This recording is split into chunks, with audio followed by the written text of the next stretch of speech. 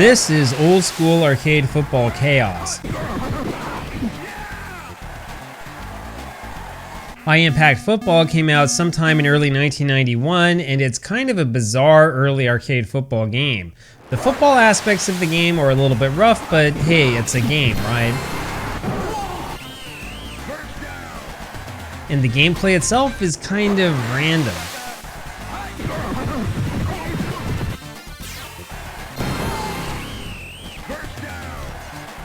Yeah, I'm gonna be honest with you guys, straight up front, I'm not sure what to make of this game.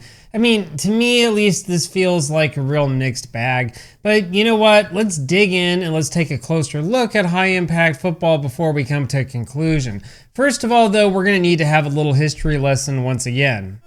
Okay, so you guys already know that I don't like 10-Yard Fight, which of course is the granddaddy of all football arcade games.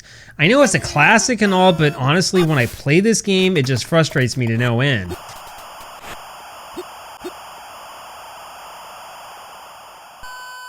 It's boring, it's slow, and it's awful. It's even bad when you cheat like I'm doing here. So fortunately for all of us, companies did eventually come out with arcade football games that didn't totally suck, right? Well, I mean, these games were kind of good in comparison to 10-Yard Fight, that is. Okay, most of these games did suck. So there was this Japanese company named Pigkin that made a tabletop game called Gridiron Fight back in like 1985 or so. I mean, that's something, I guess. There's also John Elway's Quarterback for the arcade, which is almost impossible to play on an emulator because of how the controls worked.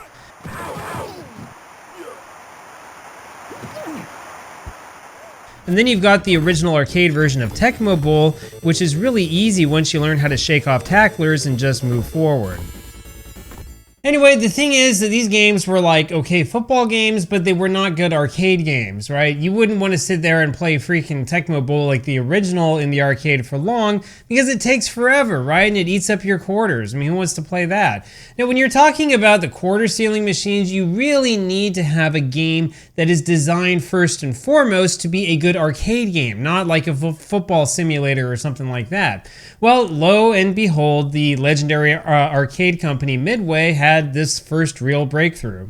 Pigkin 621 AD is the first arcade football game that I find playable. Well, it kind of counts as a football game, though it's closer to medieval football than the modern American sport. You don't call any plays, and there's no line of scrimmage. It's like a chaotic form of rugby, except with more fatalities.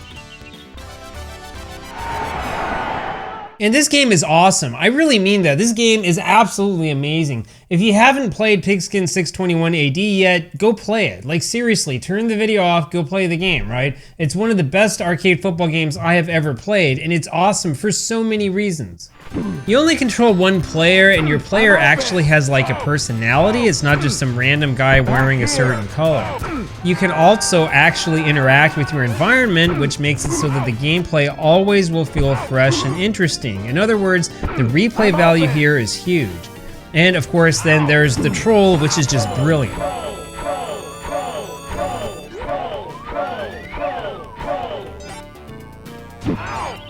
This is an overlooked classic, and this is really a game that people need to go back and play again. But I mean, you already knew that Midway made great arcade games, right? I mean, if you're like me, you've played, NBA Jam and Mortal Kombat, NFL Blitz, NHL Open Ice, and all of the other games. Well, it turns out that Midway also made High Impact Football, which came out something like a year after Pigkin 621 AD. And for some reason, they decided that they needed to make a real football game. Okay, so you've got some teams to choose for, though honestly, these are just generic place names. You actually call plays in both offense and defense, which is a bit more like football, I guess.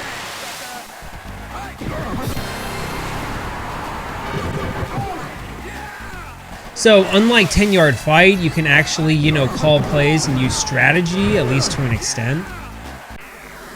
So, I mean, you've got like 9 plays to choose from, and if you can kick a field goal, or if the game like is trying to tell you to punt on 4th down or something like that, those plays will cover up one of those play slots.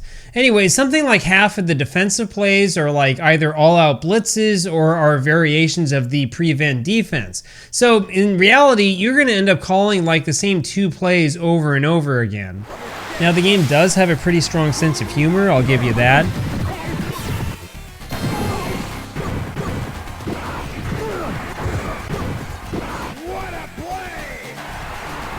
It's fun at first to listen to the defender screaming.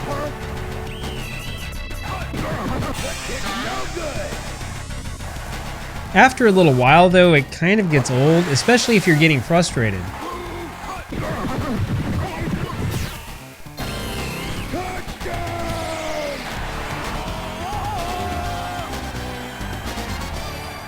And there are tons of things about this game that are frustrating. Now, look, I know, this is like a midway arcade game, right? These games all cheat. You should know this by now, right? NBA Jam's the worst at that, right? The game is made, it's like made by criminals, right?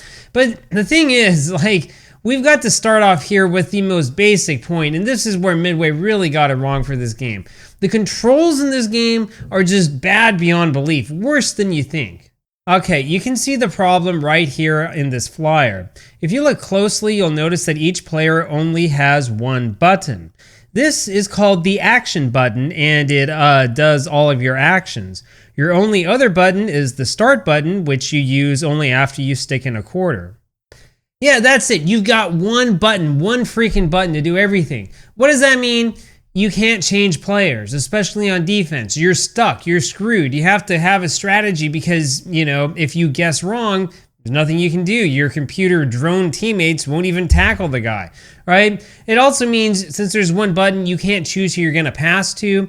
It means you can't choose between like hurdling and running fast and diving or whatever when you're running with the ball. You just have the action button. Basically, the game plays itself. What were they thinking? I mean, sure, this wasn't supposed to be like a football simulation, I get that part.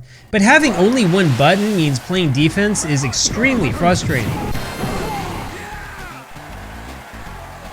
Like the animations and the humor and all that stuff, that's just fine. That part is great, I guess, even though it's repetitive.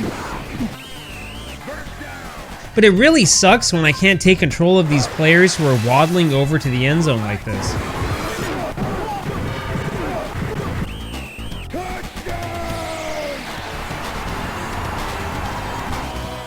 Yeah, well, hey man, at least the cheerleaders are hot, right? But yeah, you know, the game does have its issues, and it honestly is just not that much fun to play. I mean, even scoring a touchdown on a play like this just feels tedious.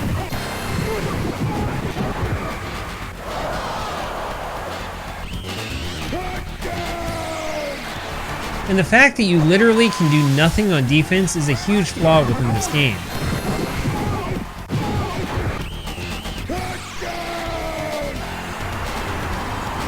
I think that this game has that computer assistance thing to keep things close to the end, you know, like NBA Jam.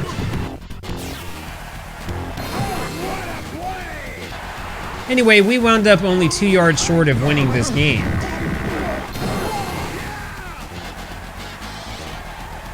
Yeah, I feel like hitting my head with a stick of wood too. I mean, how come she's not with me? Now, this game might look familiar to you even if you haven't played it before. And no, it's not because it kind of gave some inspiration to NBA Jam. That's another story, honestly, for another channel. No, this is because Midway came back again like 6 years later and made a football arcade game that was actually good. You know which game I'm talking about. I mean, obviously NFL Blitz was going to be more successful since it had like the licenses and that stuff. The lack of kickoffs and the 3D graphics, those are a nice touch.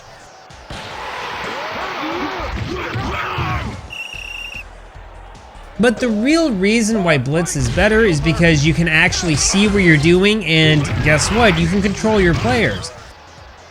Look at this, they had 3 buttons instead of 1. Oh, and look, one of those is a button to change players. Yeah, what a concept, right? Give players like more than one button and suddenly the game is good, right? Imagine that. Anyway, the good thing is that Midway finally figured out what it was doing, though it took it like 6 years. Now, high impact football was good in a sense, especially in the sense that it would play quickly. You got to the next play quickly. You didn't have to wait for like the stupid screen to catch up. You didn't have to sit there for 15 seconds waiting for the computer to call a play or for the players to go on and off the field like the early Madden games. But it wasn't until NFL Blitz where Midway finally figured out how to get rid of the junk and focus on the actual gameplay. Anyway, if you've ever played High Impact, you've probably actually played Super High Impact, which was the sequel that was apparently a bit better. This game is actually more famous for its home console ports, which I have not played yet, but will play soon. And so, just like with Pigkin 621 AD, we've got a little bit more High Impact coming up in our future. And anyway, it's going to take a little bit of a time to give these games the proper playthrough that they deserve. Now, the original arcade version of High Impact is really boring after a while. I mean, there's just no strategy. You just like throw the ball on offense and you hope for the best. And it takes like 20 minutes to play a complete game. And honestly, there's like no replay value at all. In fact, I had a hard time getting myself to play beyond halftime. It's just not fun.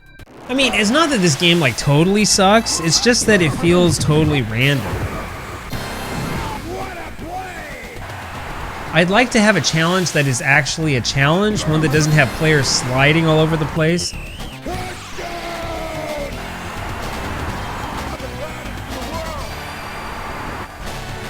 The kicking system in this game, that really sucks. You just mash the button forever and it never works right. And even the halftime show sucks. I mean, I don't want to see these guys, I want to see more cheerleaders. Yeah, they can't even get the most important thing right. You know, they had one job. Anyway, there's the original High Impact Football for you guys, the arcade version at least. My recommendation is to forget this one, go play NFL Blitz instead. Or better yet, go back and play Pigkin 621 AD because that game's actually fun and it's good, right? It's not like a game that thinks it's cool because it yells at you.